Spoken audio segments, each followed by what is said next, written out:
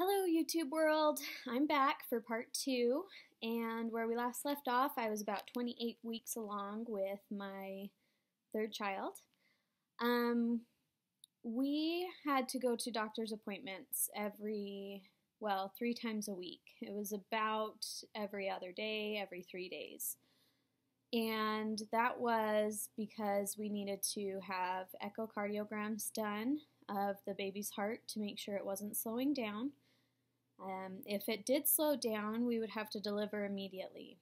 I also had to be checked on as the mother, so I had appointments with specialists. I was no longer able to go to my regular OB.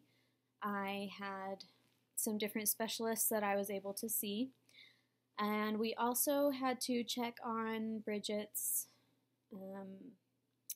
on her body to make sure that her heart condition wasn't halting the growth of her little body. So we had to drive about an hour I had to drive about an hour 3 times a week to the hospital that had all the specialists that we needed.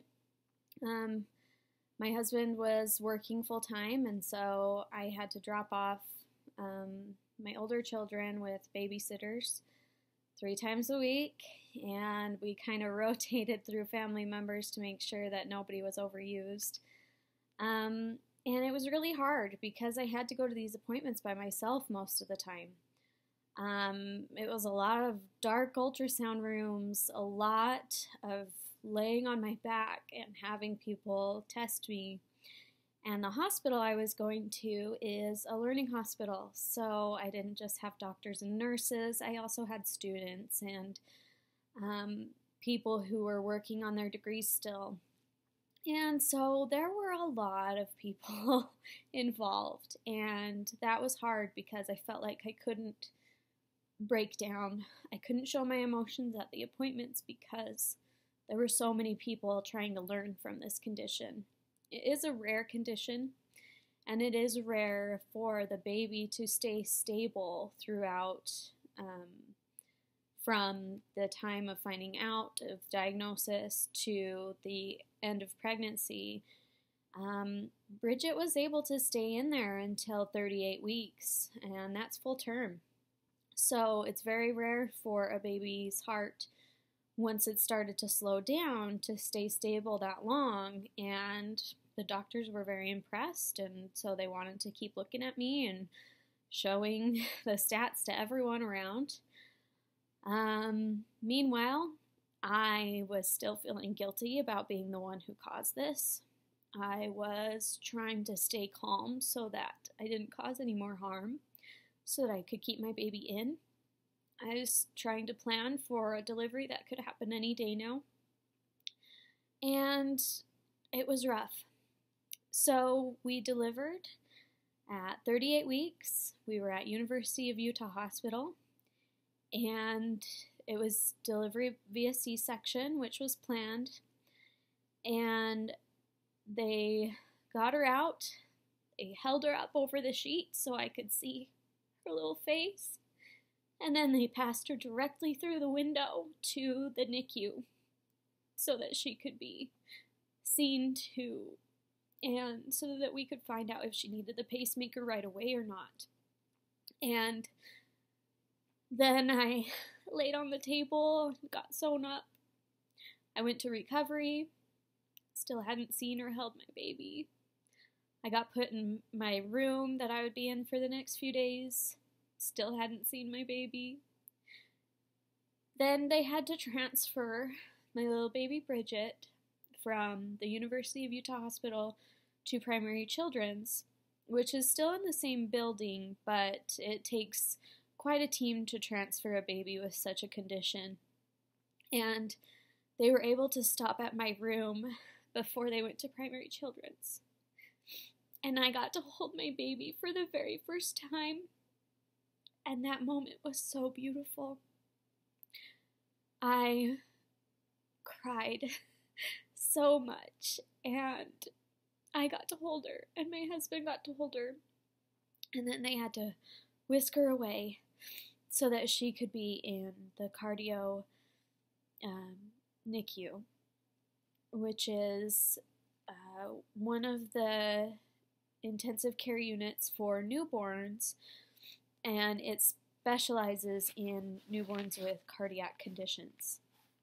So she was in the NICU for a few weeks, and she had trouble breathing, she had trouble eating, but when she got those down, she was able to come home.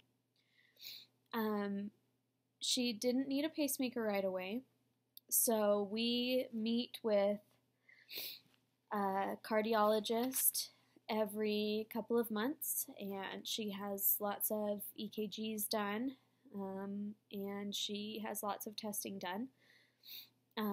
She goes to her pediatrician on a regular basis. She sees specialists that monitor every process of her growth and learning. And she is 8 months now, and she's growing strong. She is beautiful and wonderful. And she doesn't have a pacemaker yet. We just got the news that she will likely need it when she turns 1. And that means she will need to be put under sedation. Her chest will be opened up. Her ribs will be cracked open. It will be considered open heart surgery. And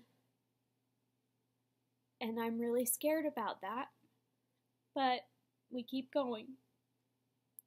Whatever is best for Bridget is what we're going to do. So, it has been a really hard journey. It has been something that has torn me down, and then other days I see how strong and beautiful she is, and I'm built back up again, and it's just kind of a roller coaster right now. I know that we can do this, and I know that our family can get through this, and that she'll be okay. It's just the process of getting there that's hard. I'm not quite sure what to share, but I hope that those of you out there who are struggling to go through something, to me, the most important thing is to find your support system, because there will be days where you cannot get up. There will be days where you can't do it. And those are the days you need someone else to get up and do it for you. The only way I have gotten through is because I have so many family members and friends who have helped me through. So, if you're struggling, find someone to support you.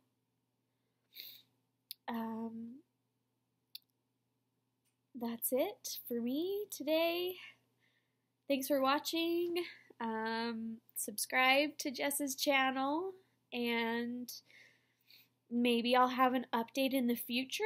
I don't know, but stay tuned because Jess has a lot to give, and I'm sure there will be other stories on here as well. Okay, bye.